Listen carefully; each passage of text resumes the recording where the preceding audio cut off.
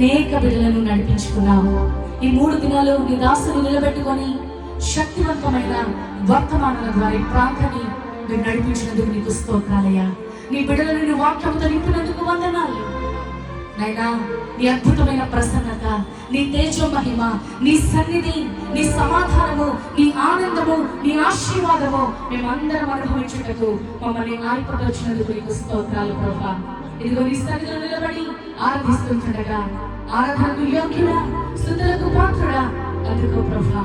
మా ఆరాధన అందుకోనండి ప్రభా.